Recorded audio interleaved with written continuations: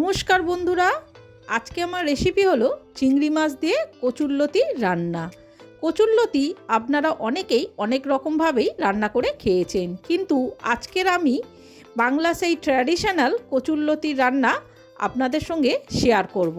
কচুরলতি খেতে যেমন সুস্বাদু, তেমনই আয়রন আর ভিটামিন থাকায় এটা শরীরের পক্ষে খুবই উপকারী।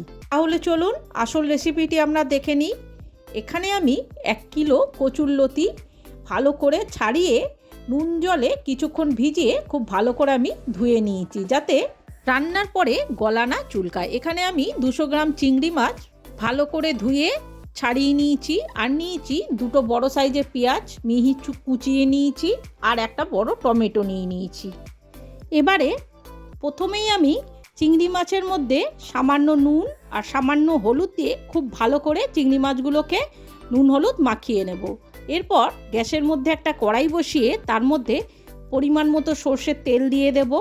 তেলটা যখনই গরম হবে সেই নুন হলুদ মাখানো চিংড়ি মাছটা আমরা এর মধ্যে দিয়ে দেব।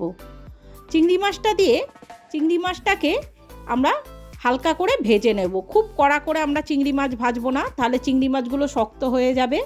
খুব হালকা করে চিংড়ি মাছগুলো সামান্য ভেজে এবারে আমি চিংড়ি মাছগুলোকে তুলে নেব।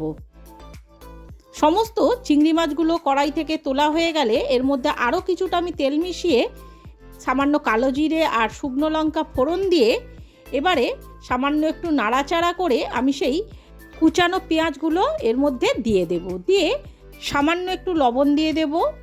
দিয়ে এবার পেঁয়াজটাকে আমাদের খুব ভালো করে ভাজতে হবে লাল হওয়া পর্যন্ত। পেঁয়াজটা যখনই দেখবেন এরকম লাল হয়ে গেছে, তখনই এর মধ্যে আমি একটা বড় সাইজের টমেটো কুচিয়ে দিয়ে দেব।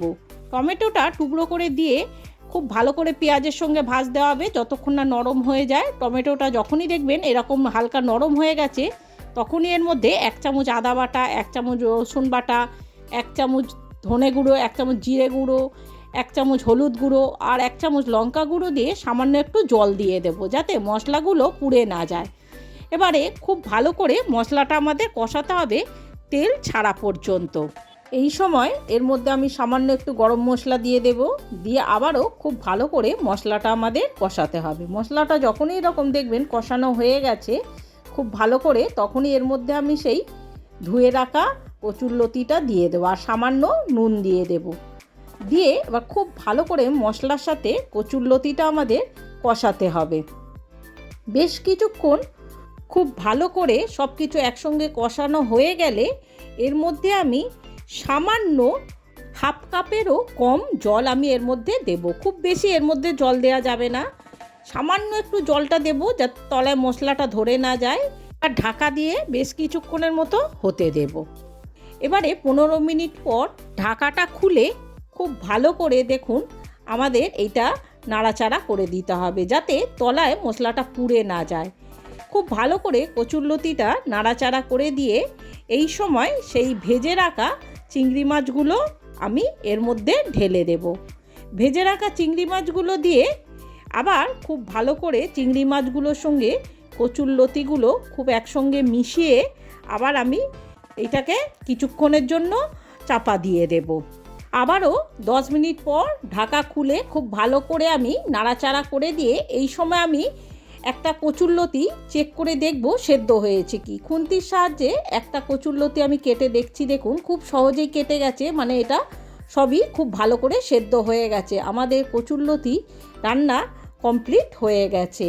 তাহলে বন্ধুরা, আপনাদের যদি আমার এই রেসিপিটি ভালো লেগে থাকে তাহলে অবশ্যই আমার চ্যানেলটি সাবস্ক্রাইব করে একটা লাইক, কমেন্ট আর শেয়ার করে দিয়ে আমার পাশে থাকার অনুরোধ রইল। আর ভিডিওটা প্রথম থেকে শেষ পর্যন্ত দেখার অনুরোধ রইল।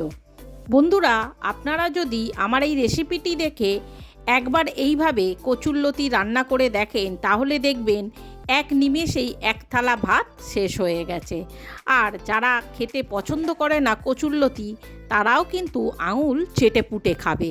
অনেকেই আবার গলা চুলকানোর ভয়ে কচুরলতি খেতে চান না, কিন্তু তারা যদি এইভাবে একবার কচুরলতি কাটার পর নুন জলে আপাতত আধ ঘন্টা ভিজিয়ে রাখেন, তাহলে দেখবেন রান্না করার পর আর গলা চুলকাবে না। কচুরলতি খেতে যতটা সুস্বাদু স্বাস্থ্যের পক্ষেও কিন্তু খুবই উপকারী। এতে প্রচুর পরিমাণে আয়রন থাকায় এটা শরীরের পক্ষে খুবই উপকারী। তাহলে বন্ধুরা, আর বেশি দেরি না করে ঝটপট আমার এই ভিডিওটি দেখে অবশ্যই এই রেসিপিটি বানিয়ে ফেলুন। আর অবশ্যই আমাকে কমেন্ট করে জানাবেন আমার এই রান্নাটা আপনাদের কেমন লেগেছে। বন্ধুরা, আজকের মতো আমার এই ব্লগটা আমি এখানেই শেষ করলাম। দেখা হচ্ছে আর একটা নতুন রেসিপির সাথে আর একটা নতুন ব্লগে। ততদিন আপনারা ভালো থাকবেন, সুস্থ থাকবেন। নমস্কার।